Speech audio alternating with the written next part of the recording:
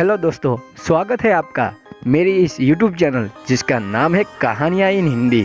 तो दोस्तों, आज मैं आपको वार्ता सुनाने वाला हूँ जिसका नाम है भूतिया पेड़। रौनकपुर नाम के एक शहर में राजा रौनक सिंह नाम का राजा हुआ करता था। वो हमेशा अपनी प्रजा के हित में कार्य किया करते थे। वहाँ की प्रजा बहुत खुश रहती थी। एक दिन गिद्ध आकाश में भूतिया पेड़ के बीज लेकर उड़ रहा था। जैसे ही गिद्ध रौनकपुर पहुंचा तो उसके मुंह से एकदम बीज रौनकपुर के बीचों बीच गिर गया। बीज भूतिया था, इसलिए अगले ही दिन वो पौधा बन गया। वहां के स्थानीय निवासियों ने जब पौधे को देखा तो हैरान रह गए, क्योंकि पौधे का रंग काला था। बाद में लोगों ने आपस में चर्चा की और यह समझा कि खेत में उगने वाला कोई घास पात या वनस्पति होगी। दूसरे दिन वो पौधा काफी बड़ा हो गया।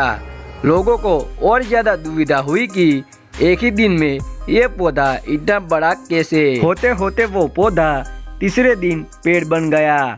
समय बीता और लोग भी तेजी से बढ़ने वाले पौधे के बारे में सोच कर परेशान हो रहे थे। वो इस मामले को राजा के पास लेकर गए। ऐसे जादुई पौधे का पता चलते ही राजा तुरंत उस जगह पर पहुंच गए। राजा को जैसे ही पता चला कि एक काले रंग का पौधा 3 दिन में पेड़ बना है, तो वो भी उस पेड़ को हैरानी से देखने लगे। राजा उस पेड़ के पास चौथे दिन पहुंचते थे और तब तक पेड़ और बड़ा हो चुका था। वो इतनी तेजी से फैला था कि किसी को यकीन ही नहीं हो रहा था। राजा समझ गए थे कि रंग काला है, इसमें जरूर कुछ जादू टोना होगा।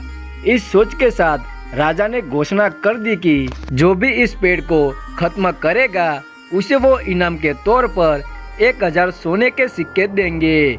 यही नहीं, राजा ने यहाँ तक कहा कि पेड़ को खत्म करने वाला व्यक्ति मेरी मृत्यु के बाद मेरी राजगद्दी पाने का हकदार भी बनेगा। इतनी बड़ी घोषणा सुनने के बाद हर कोई पेड़ खत्म करने के लिए अपना दिमाग लगाने लगा। राजा के सारे चतुर मंत्रियों ने भी तरकीब लगाई, लेकिन पेड़ को कोई भी नष्ट नहीं कर पाया।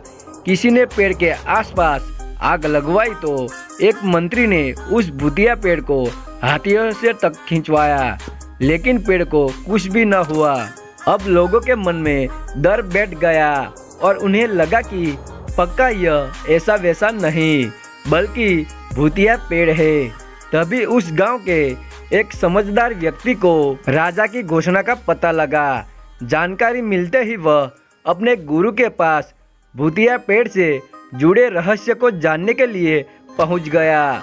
गुरुजी ने अपनी ध्यान की शक्ति को एकत्र करके देखा और उससे पूछा, क्या तुम पेड़ को खत्म करना चाहते हो? समझदार व्यक्ति ने जवाब दिया, हाँ गुरुजी, सब उससे परेशान है। गुरुजी ने बताया कि उसे खत्म करने का एक ही तरीका है। इसके लिए तुम्हें उस पेड़ के आसपास नमक डालना होगा। इस तरकीब के बारे में जानते ही वो व्यक्ति तेजी से राजा के पास गया और कहा कि इस पेड़ के आसपास आपको नमक डलवाना होगा। ऐसा करने पर ही यह पेड़ खत्म होगा। राजा ने अपने सैनिकों को ठीक ऐसा ही करने को कहा। सैनिकों ने मिलकर पेड़ के चारों ओर खूब सारा नमक डाला। नमक डालने के एक दिन बाद ही पेड़ का आकार कुछ कम हुआ। होते होते 5वें दिन तक पेड़ एकदम छोटा हो गया।